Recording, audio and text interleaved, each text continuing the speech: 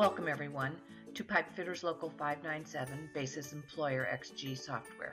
This software will allow you to do your remittances of general contractor funds and 401k contributions online. I'm Jenny Floriday, and in this session I will show you how to work with an existing remittance. This will include entering employees' hours, adding in a new employee, and submitting a payment.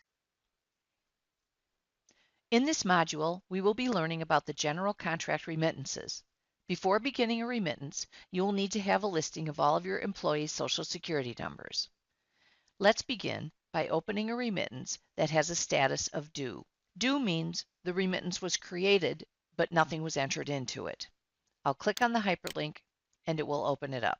Once inside, I'll need to enter the Social Security numbers of each of the employees that I want to include in this remittance.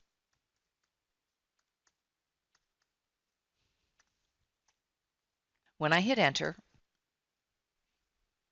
it automatically populates the name and shift of the employee. I'll go to the HW column, which stands for hours worked, and fill in the hours for that employee. When I hit enter, amount due will automatically be tabulated. The HW column, as I said earlier, stands for hours worked. Depending on the type of remittance you have chosen, you may be asked to fill in either HW for hours worked or flat for a set rate. Let's enter one more employee.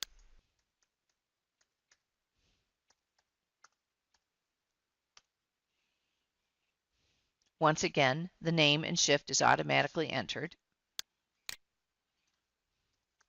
I'll put in the hours, and it will automatically calculate the amount due.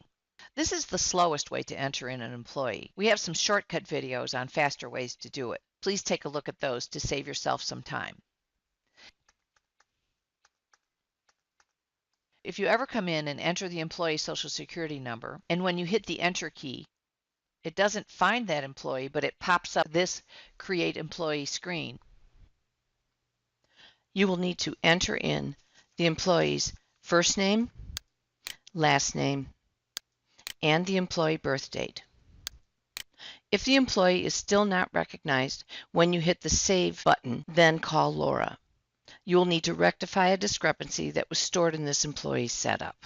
I'm going to do a cancel right now to get out of this screen. You'll notice that I've entered 2 employees and there's a tally going on the bottom of the screen under the remittance summary. Let's just take a quick look at that. The remittance summary shows you a summary listing by different categories. The categories are fund, which is what we see right now, quantity, which shows you a breakdown by fund, but also shows you the hours worked, the quantity, and the amount due.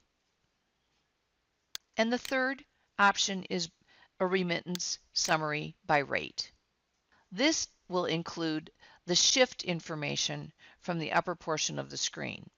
You'll see that we entered in an APPR1 shift up above, so it's giving us the breakout of what that particular category is. Now if I look to the bottom of the screen, I will see the Add to Cart option.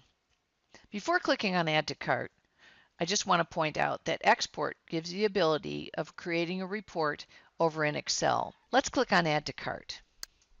You'll notice that there's 2 options here. You can return home to complete additional remittances. So after completing a remittance, you don't have to add it individually into the cart. If you have others to do, you can do them all. You can come back in and proceed to cart, entering multiple remittances at the same time. Today, we're going to just do one. We're going to click on Proceed to Cart. It's telling me that the date you selected is after the due date for this remittance. Damages may be assessed. I'll click on OK. And this brings us to the Remittances and Cart screen.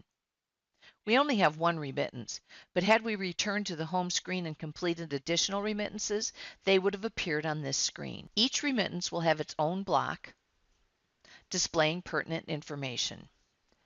You will need to select the amount to be paid. If we had multiple remittances, I would do a Select All Due or Select All Due plus Damages. Right now, it's set to Due.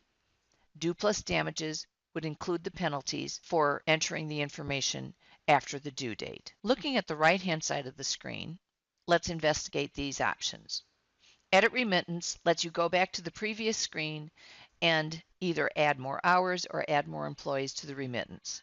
Review lets you take a quick look at the employees that were entered in. Save lets you save it for later. In that case, if I had multiple remittances and I went and submitted them into the cart, this particular remittance would be left behind.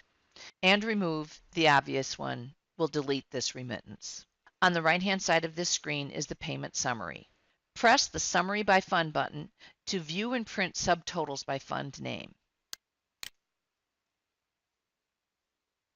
If I click on Print, it will send it off to my printer. I'll click OK to close it down. Click on the Apply Payment button to finalize the transaction. You will see a confirmation screen displayed. Click OK to complete the payment or cancel to return to the cart without posting the payment. You are then returned back to the home screen. You'll notice that our remittance that was just submitted will appear in this area of the screen in case we want to look at it. Remittances farther in the past can be found in the History tab. If you have any questions after this session, please contact Laura. This completes how to open an existing general contract remittance, add in employee details, and submit a payment. Thanks for your time.